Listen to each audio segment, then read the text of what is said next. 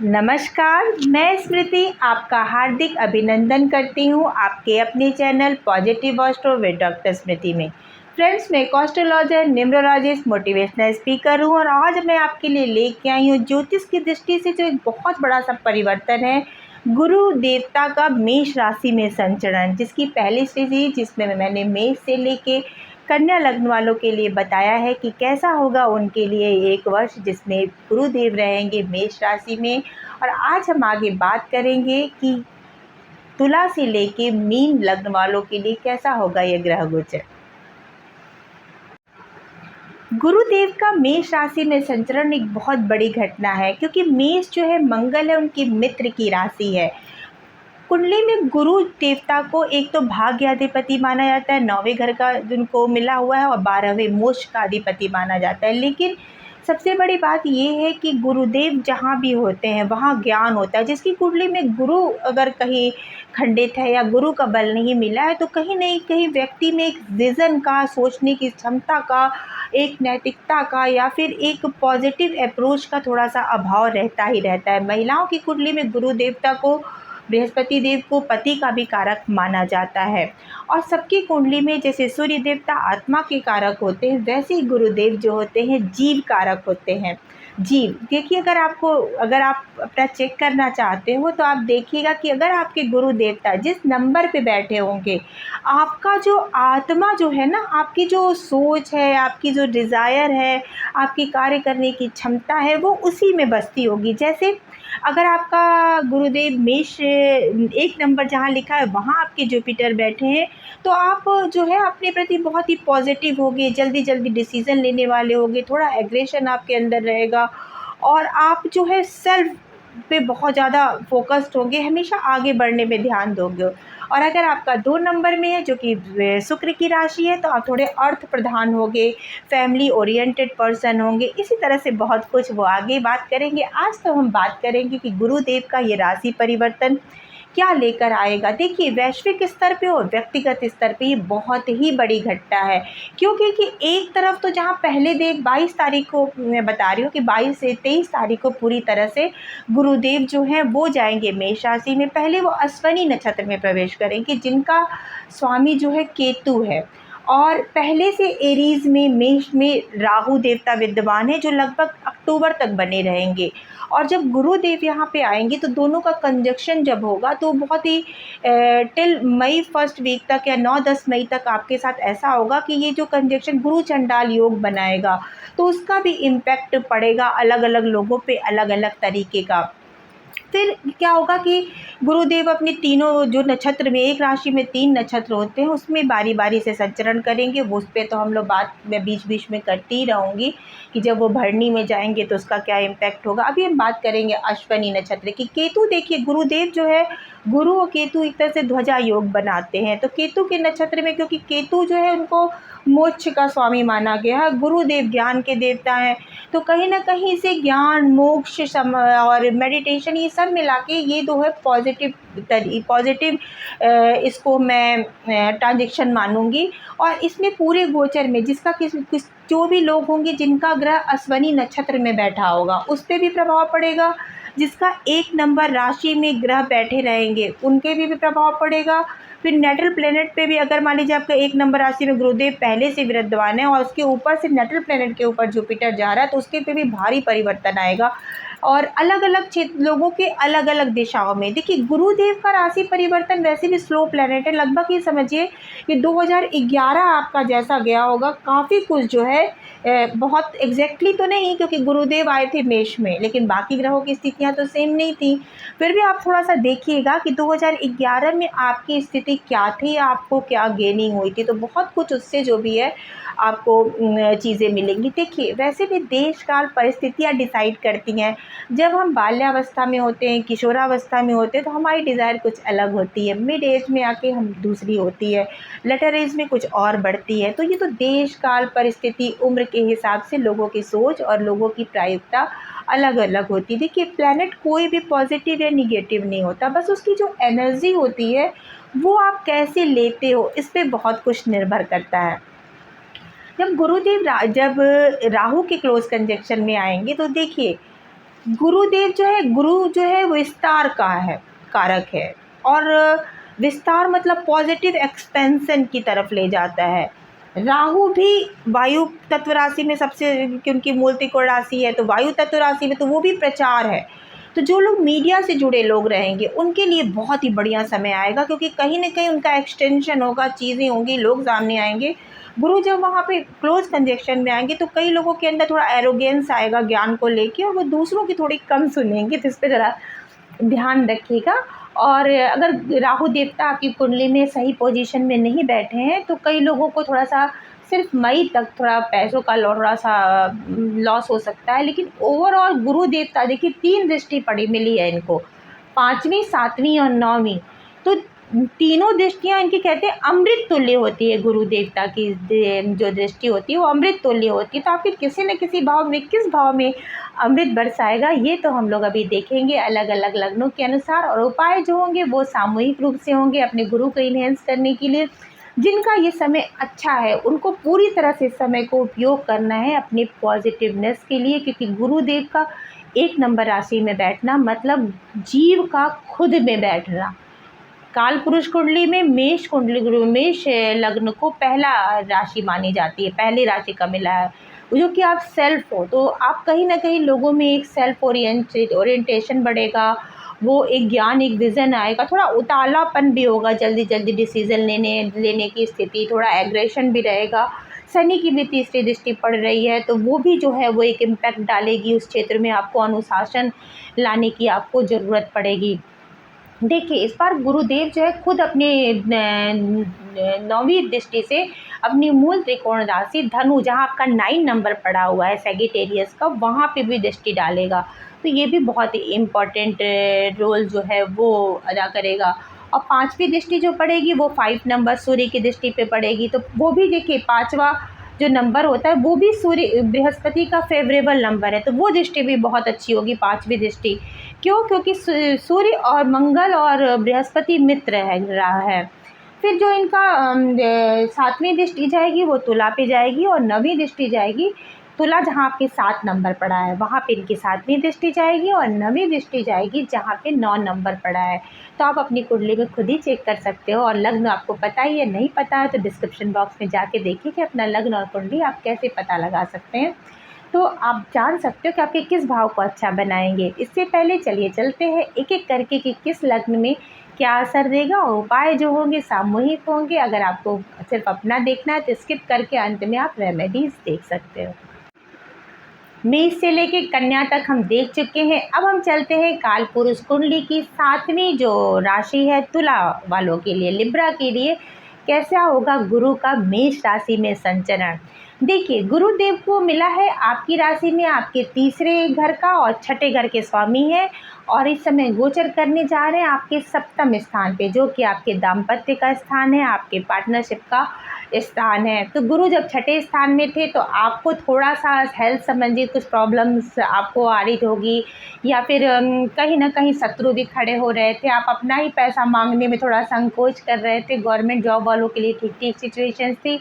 अब ये आएगा आपके दाम्पत्य संबंधों में, तो दायित्व पार्टनरशिप में। तो गुरुदेव यहाँ पर आके, वैसे तो जो काल पुरुष कुंडली में जो 7वां घर होता है शुक्र का घर होता है, लेकिन यहाँ पर आके गुरुदेव कोई बहुत इनकी कोई बहुत बढ़िया इम्प्रूवमेंट नहीं करते, लेकिन जिनकी दृष्टि पड़ेगी वो बहुत लाभकारी होगी। एक तो देखिए 7वीं दृष्टि सीधे आपके लग्न में पड़ेगी, तो लग्न में आपकी दृष्टि पड़ के आपका जो विज़न होगा वो क्लियर होगा। कहते हैं ना कि अगर आपका विज़न ही क्लियर है तो फिर प्रॉब्लम क्या है। तो कहीं ना कहीं से आपका विज़न क्लियर होगा, आप पॉजिटिव अप्रोच के साथ आगे बढ़ोगे, आप अपने बारे में सोचोगे, और साथ ही साथ दुनिया को एक आप व्यापक दृष्टिकोण से देखोगे। पॉजिटिवनेस, कॉन्फिडेंस जो है वो पूरी तरह से आपका बना रहेगा।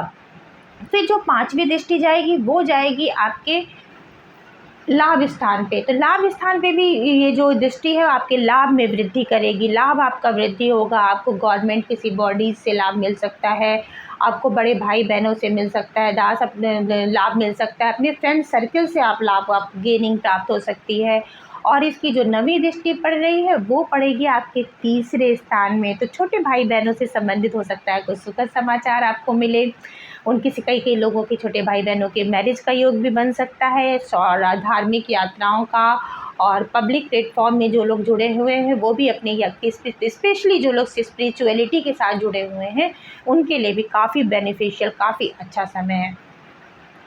एक चीज़ और कि जब यहाँ पर चूँकि राहु पहले से विराजमान थे, तो अब कहीं न कहीं दाम्पत्य संबंधों में बहुत ज़्यादा उलझन की स्थिति थी, और कई लोग जब यहाँ पे गुरु भी आएँगे तो कई लोग जो इंटरकास्ट मैरिज करना चाह रहे थे उनके भी शादी का पूरी तरह से योग बन रहा है। तुला राशि के जो अविवाहित लोग हैं उनके लिए भी विवाह का योग अच्छा है, विवाह का समय अच्छा हो सकता है, इस साल आपकी शादी हो जाए।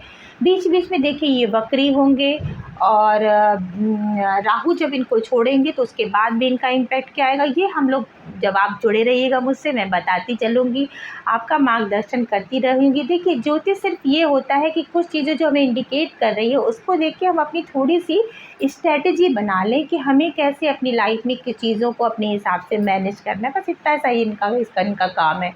बाकी कुछ तो बहुत कुछ हमारे फ्री विल और डेस्टिनी पे डिसाइड करता है।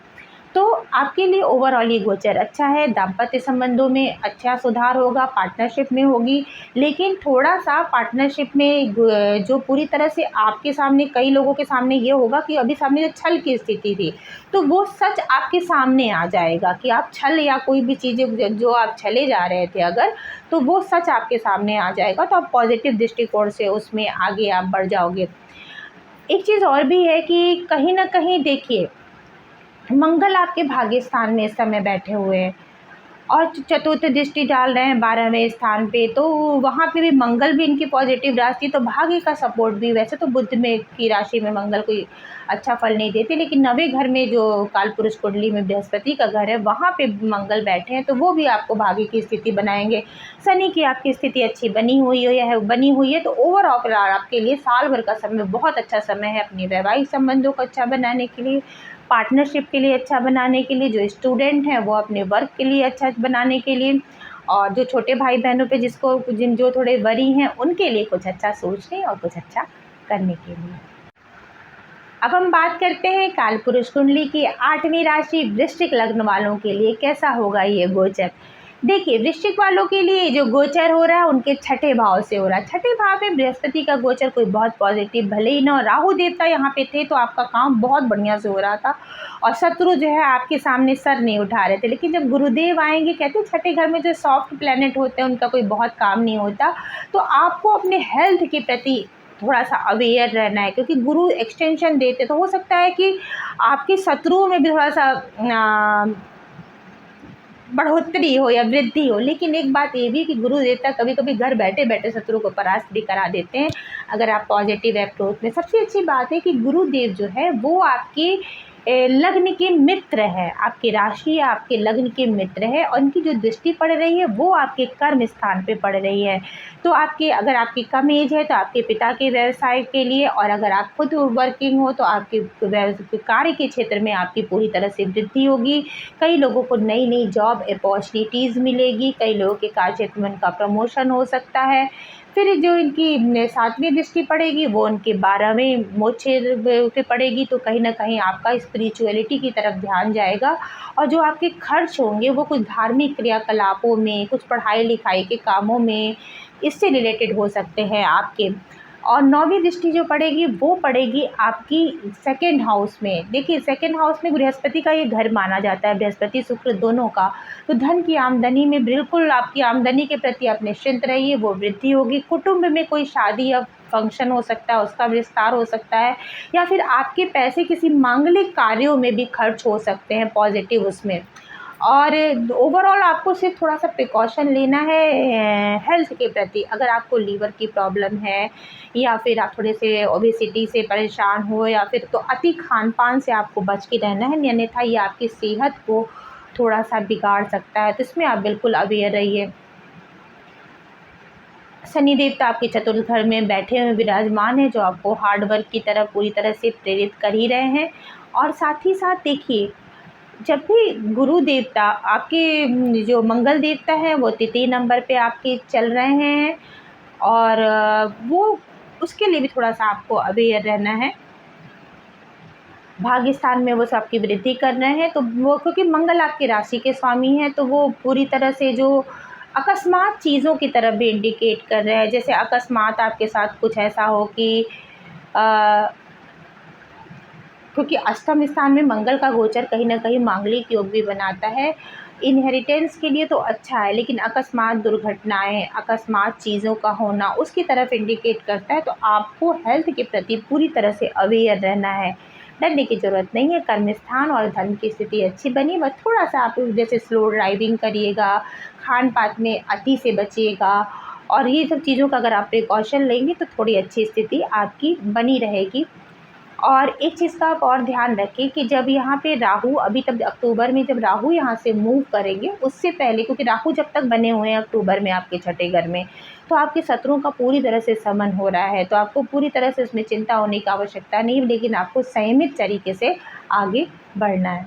और विशेष रूप से ध्यान देना है कि मंगल की जब स्थिति, जब तक वो तृतीय नंबर पे मिथुन में है, तब तक आपको कोशिश करना है कि आप जो है बहुत हार्श ड्राइविंग से और चीज़ों से बचिए। जब मंगल यहाँ से हट के मूव करेगा भाग्य स्थान में, तो आपके भाग्य में भी वृद्धि।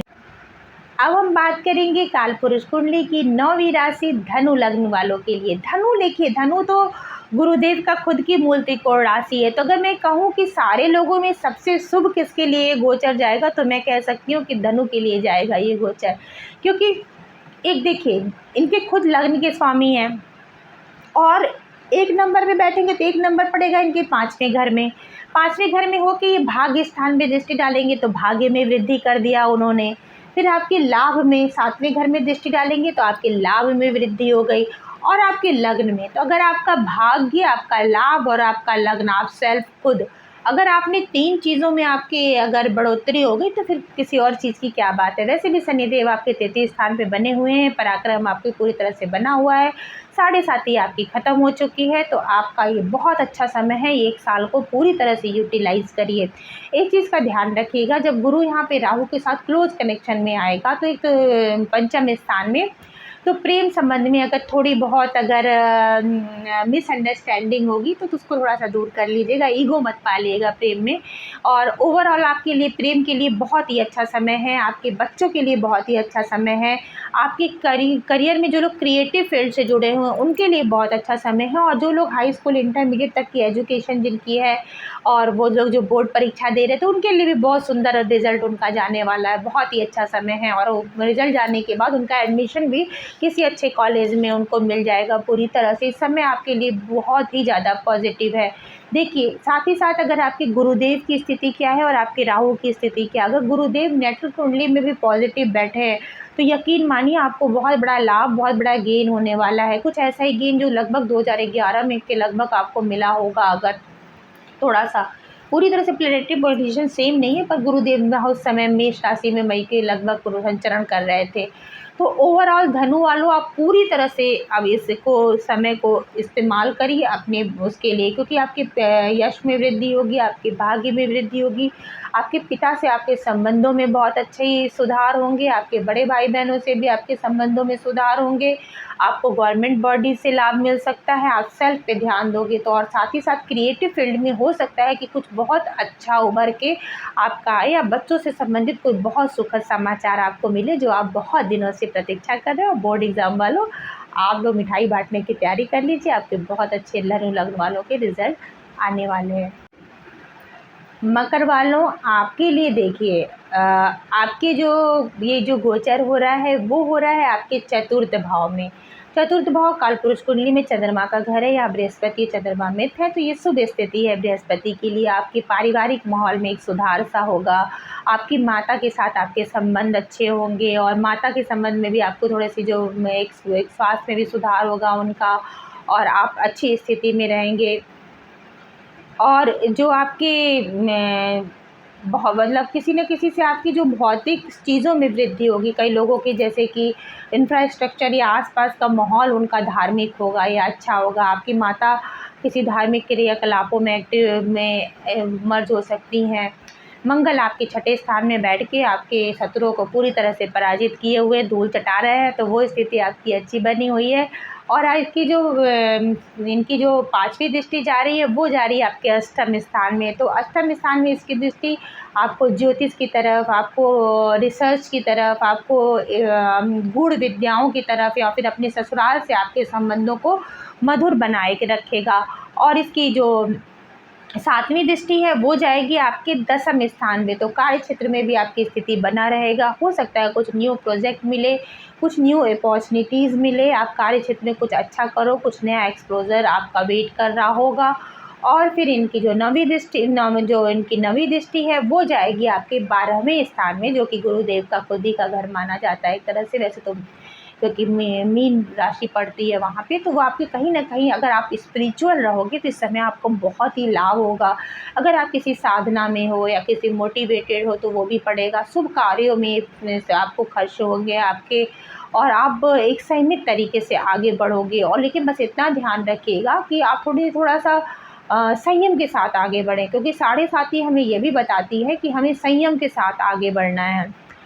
शनिदेव आपके द्वितीय स्थान में बैठ के कहीं न कहीं क्लोज़ कुटुंब लोगों में आपको थोड़ा-सा प्रॉब्लम दे रहे हैं, आपकी वाणी को थोड़ा-सा हार्श बनाए हुए हैं।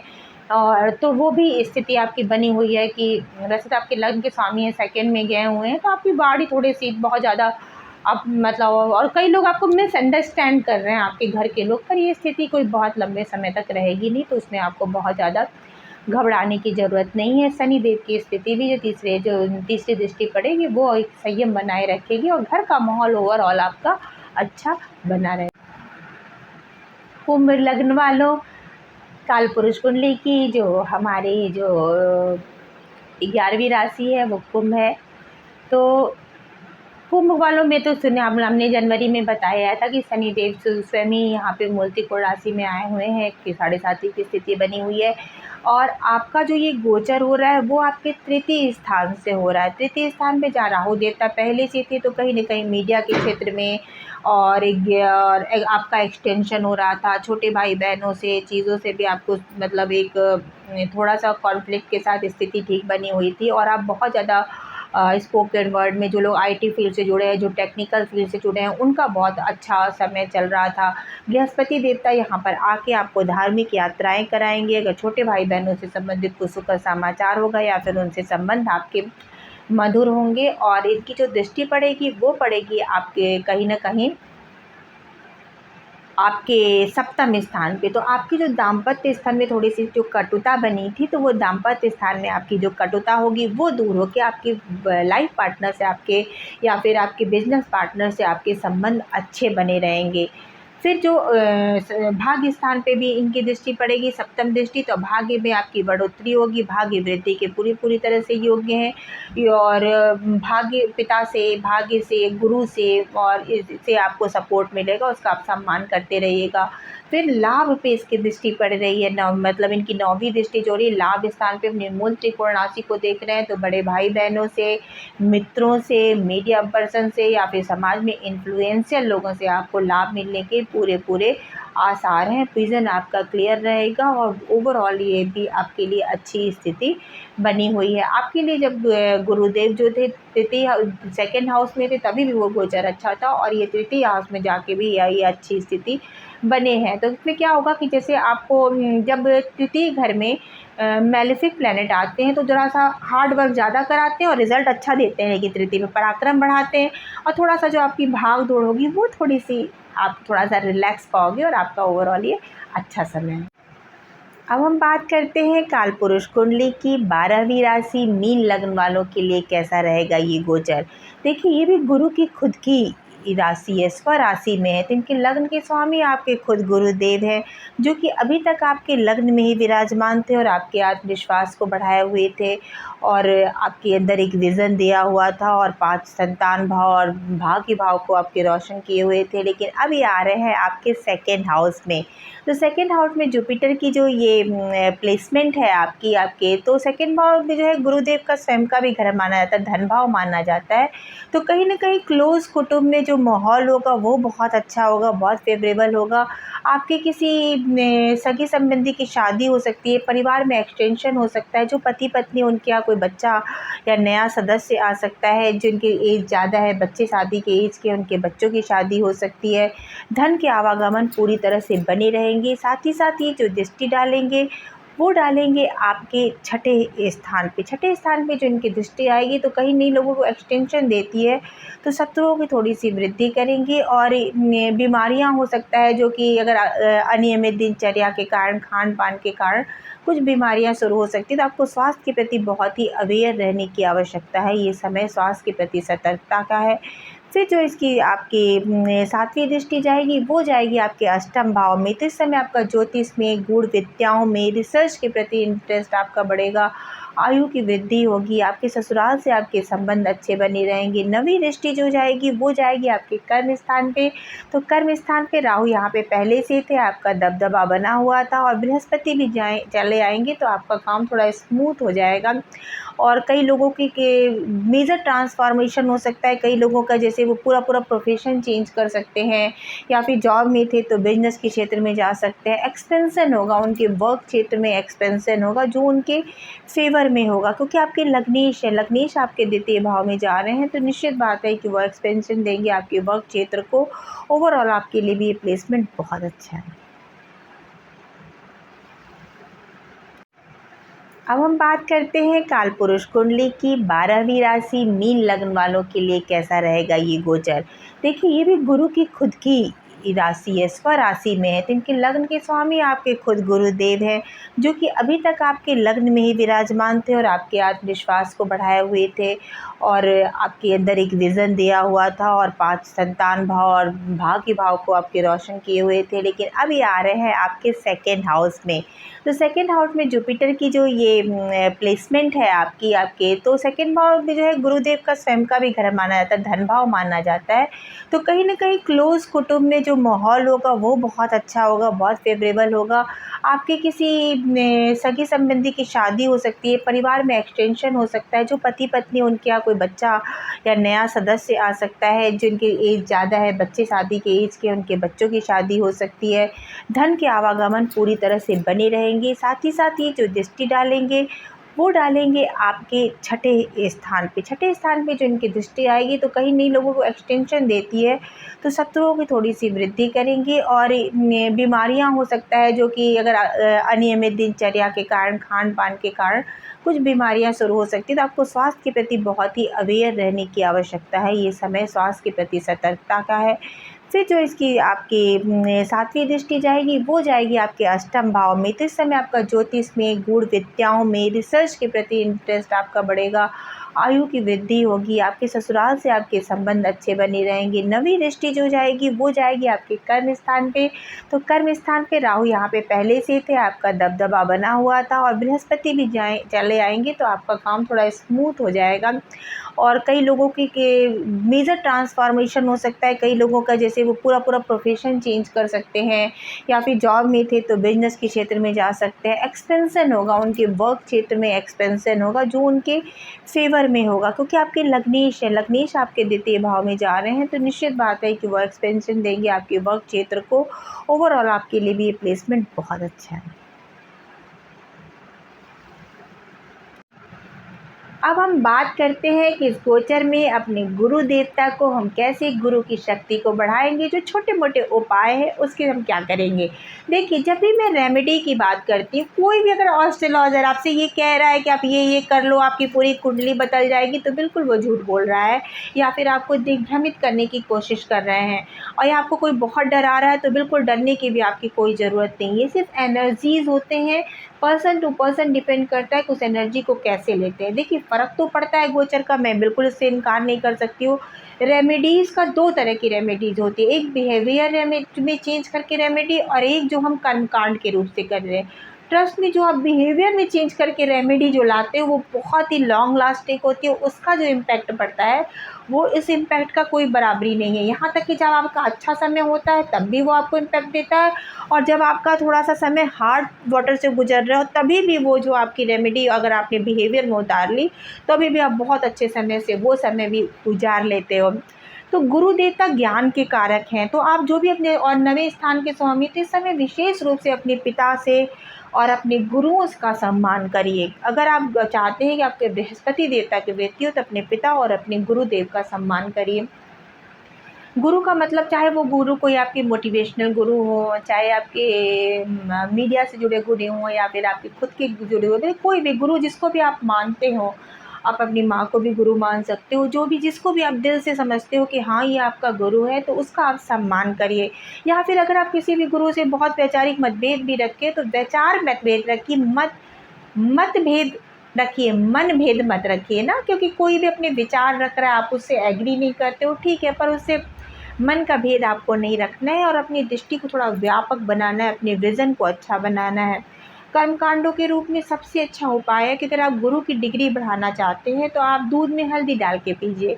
और जिन लोगों को, और सुबह-सुबह केसर का तिलक करिए। जिन लोगों की बहुत दिनों से शादी नहीं हो रही है, या फिर वो अच्छे शादी का सोच रहे हैं, तो एक उपाय बहुत अच्छा सा है कि आप एक हल्दी ले लीजिए और 3 बार, जैसे पहले अपने नाभि में, फिर अपनी जिह्वा में और माथे में 3 बार इसको करते-करते इसे रोटेट करके, जैसे कि आपने 1, 2, 3 इस तरह से करके 7 बार आपने रोज़ाना आपको करना है। जैसे यहाँ पे आपने लगाया हल्का-सा, ठीक है? तो उसके बाद ये 3 बार जिह्वा पे हल्की सी हल्दी लगाई और माथे पे हल्का-सा छोटा-सा तिलक करें। इस तरह से 7 बार आप रोटेट करके करिए, बहुत ही आपकी बृहस्पति की डिग्री को ये बढ़ाएगा। साथ ही साथ अगर आपकी कुंडली में बृहस्पति अच्छी नीच राशि में बैठे हुए हैं, या फिर उनकी पोजीशन अच्छी नहीं है, राहु या फिर किसी ऐसे प्लैनेट के साथ बैठे हैं जो उनको कहीं न कहीं ज्ञान से भ्रमित कर रहा है, या फिर पाठकर्त्री योग में पड़े हुए हैं, तो फिर आप ये भी काम कर सकते हो कि चने का दाल करना, या फिर पंडू समाज में जो ज्ञानी जन हैं उनको आप ज्ञान दान दे दक्षिणा दे सकते हो, तो उससे भी आपका होगा। फिर आप बेसन, चना, ये सब जो है गुरु ग्रह के कारक है, तो उससे संबंधित दान भी आप कर सकते हो। पीले वस्त्र हैं, लेकिन आप ध्यान दीजिएगा कि आपकी कुंडली में अगर गुरु की स्थिति अच्छी है, तो आप सिर्फ जो आप पूजा पाठ कर लीजिए, आप सम्मान करिए, आपको चाहिए, लेकिन पीले वस्त्रों का दान तब आप बिल्कुल भी मत करिएगा। कुंडली में अगर अच्छी स्थिति नहीं है, तो आप पीले वस्त्रों का दान बहुत अच्छे से कर सकते हो। अगर आपके लिए, अगर ये मेरा वीडियो अगर आपको अच्छा लगा, तो थोड़ा लाइक करिएगा, शेयर करिएगा, सब्सक्राइब करिएगा, और मुझे कमेंट करके ज़रूर बताइएगा कि आपको मेरा वीडियो कैसा लगे। आपके कमेंट का मुझे बहुत अच्छे से, बहुत ज़्यादा वेट रहता है। नमस्कार। अब हम बात करते हैं कालपुरुष कुंडली की 12वीं राशि मीन लग्न वालों के लिए कैसा रहेगा ये गोचर। देखिए, ये भी गुरु की खुद की राशि है, स्वराशि में है, तो इनके लग्न के स्वामी आपके खुद गुरुदेव हैं, जो कि अभी तक आपके लग्न में ही विराजमान थे और आपके आत्मविश्वास को बढ़ाए हुए थे, और आपके अंदर एक विज़न दिया हुआ था, और 5 संतान भाव और भाग्य भाव को आपके रोशन किए हुए थे। लेकिन अब ये आ रहे हैं आपके 2nd हाउस में। तो 2nd हाउस में जुपिटर की जो ये प्लेसमेंट है आपके, तो 2nd भाव में जो है गुरुदेव का स्वयं का भी घर माना जाता है, धन भाव माना जाता है। तो कहीं न कहीं क्लोज़ कुटुंब में जो माहौल होगा वो बहुत अच्छा होगा, बहुत फ़ेवरेबल होगा। आपके किसी सगे संबंधी की शादी हो सकती है, परिवार में एक्सटेंशन हो सकता है, जो पति-पत्नी उनके यहाँ कोई बच्चा या नया सदस्य आ सकता है, जिनकी एज ज़्यादा है, बच्चे शादी के एज के, उनके बच्चों की शादी हो सकती है। धन के आवागमन पूरी तरह से बने रहेंगे। साथ ही साथ ये जो दृष्टि डालेंगे, वो डालेंगे आपके 6ठे स्थान पे। 6ठे स्थान पे जो इनकी दृष्टि आएगी, तो कहीं नई लोगों को एक्सटेंशन देती है, तो शत्रुओं की थोड़ी-सी वृद्धि करेंगे, और बीमारियां हो सकता है, जो कि अगर अनियमित दिनचर्या के कारण, खान-पान के कारण कुछ बीमारियां शुरू हो सकती है। तो आपको स्वास्थ्य के प्रति बहुत ही अवेयर रहने की आवश्यकता है। ये समय स्वास्थ्य के प्रति सतर्कता का है। फिर जो इसकी आपकी 7वीं दृष्टि जाएगी, वो जाएगी आपके 8म भाव में। तो इस समय आपका ज्योतिष में, गूढ़ विद्याओं में, रिसर्च के प्रति इंटरेस्ट आपका बढ़ेगा, आयु की वृद्धि होगी, आपके ससुराल से आपके संबंध अच्छे बने रहेंगे। 9वीं दृष्टि जो जाएगी, वो जाएगी आपके कर्म स्थान पे। तो कर्म स्थान पे राहु यहाँ पे पहले से थे, आपका दबदबा बना हुआ था, और बृहस्पति भी चले आएंगे, तो आपका काम थोड़ा स्मूथ हो जाएगा। और कई लोगों की मेजर ट्रांसफॉर्मेशन हो सकता है, कई लोगों का जैसे वो पूरा प्रोफेशन चेंज कर सकते हैं, या फिर जॉब में थे तो बिजनेस के क्षेत्र में जा सकते हैं। एक्सपेंशन होगा, उनके वर्क क्षेत्र में एक्सपेंशन होगा, जो उनके फेवर में होगा, क्योंकि आपके लग्नेश है, लग्नेश आपके द्वितीय भाव में जा रहे हैं, तो निश्चित बात है कि वो एक्सपेंशन देंगे आपके वर्क क्षेत्र को। ओवरऑल आपके लिए भी ये प्लेसमेंट बहुत अच्छा है।